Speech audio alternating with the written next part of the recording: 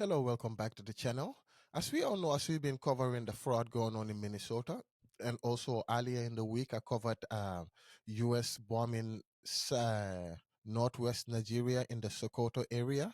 I have been sent some videos from people that do not agree with what's been going on lately, and they have different points that they have been coming from. So I want to show you guys these points, and you guys can let me know in your own thinking what you guys think this is.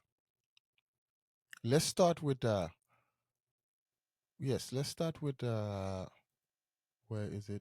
Yes, this one for Nigeria. Then we're gonna get into the one for the fraud going on in, because some people are saying when Nick Shirley went there, the time frame was wrong, and they have video footage of people actually bringing their kids to the school that day. But let's start with this U.S. invading Nigeria.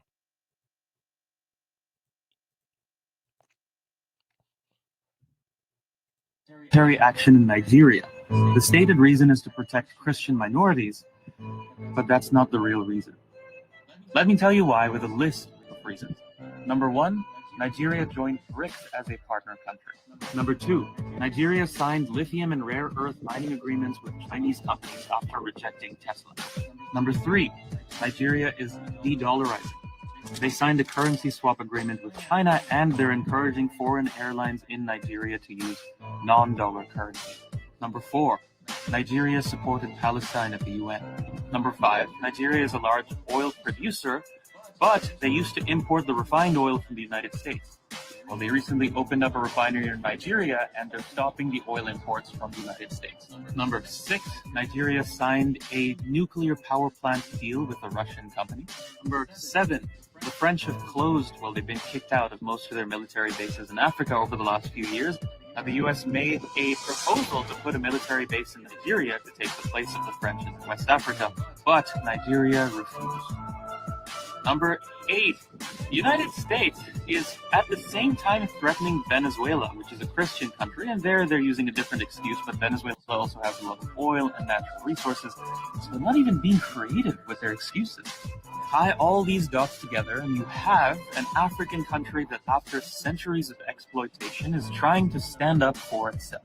And the United States, leader of the West, does not want to let it do that. They've been unable to defeat China in the trade war, and they're realizing that they're going to have to up their exploitation game in order to compete with China and Russia in the world of tomorrow. But let's be real, they don't want to actually invade. This is just a mafia pressure tactic. What they want is for the Nigerians and Venezuelans to kick out the Chinese and the Russians, and also to offer the Americans to work with them to extract resources. I just want to point to an important difference between the United States and the Russians here. Both are ruthless great powers that will do anything to make sure their people are secure. Both are using the military to protect what they perceive as their sphere of influence so that they can extract resources and power from these regions.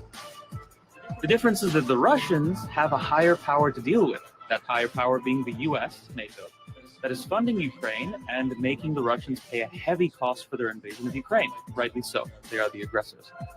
In the case of the United States, there isn't yet a higher or even an equal power to make them pay a high cost. And this is a problem. Let's see how things pan out with Venezuela and Nigeria. I see that the Russians and the Chinese are already active in figuring out how they can get weapons like air defense systems into both places. But hopefully everyone can figure this out without getting us into World War III. See you next time. What are you guys' thoughts on this? Because in the history of US is known for that. They only come to help in your country when they have interest there. It's known. We've seen it in the Middle East with the Middle Eastern countries. So what are you guys' thoughts on that? And let's go into see the next video that was sent to me by this guy. Where is the video? I was just there. About the Somalian daycare fraud accusations that's been going on. They have been saying that Nick Shirley, the time that he came there, they are choosing this time strategically. I will play the video and you guys let me know what you guys think. It's now been proven that the Somali daycare scandal is fabricated bullshit. Hassan showed us security footage from the same day Shirley was here. According to the timestamps in the videos, this woman takes a young child into the center at around 9 a.m. that day, about 3 hours before Shirley arrives at the door closer to the street. Within the hour after Shirley leaves, a woman arrives at the other door with a stroller. Tuesday afternoon, WCCO found at least a dozen children at ABC Learning Center. Records show Minnesota officials last visited the daycare in November, noting some corrected and ongoing violations related to day-to-day operations, but no record of fraud. When the media visited these Somali daycare centers in Minneapolis, they were shown time-stamped security footage of people dropping their children off. Every part of Nick Shirley's video falls apart.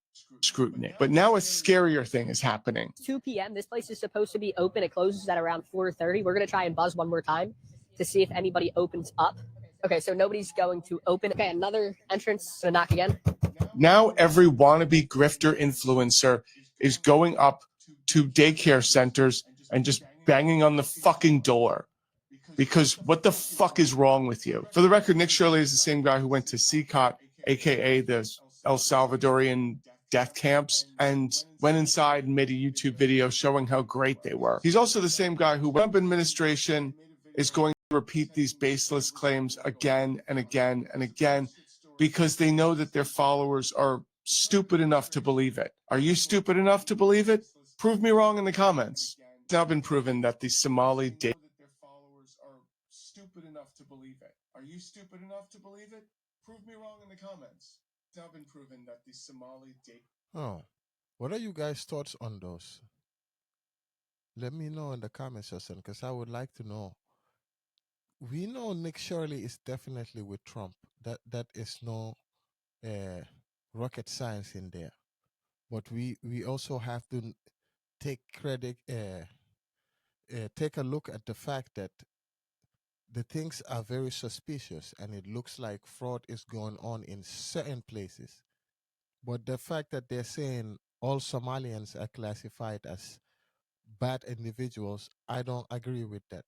But in the Minnesota area, when the fraud is happening, is majority of them are involved. That is what people are saying.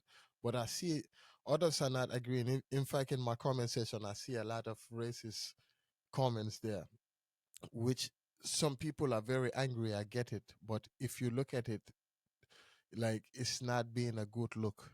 It's not a good look. Let's go ahead and see more information about what's going on.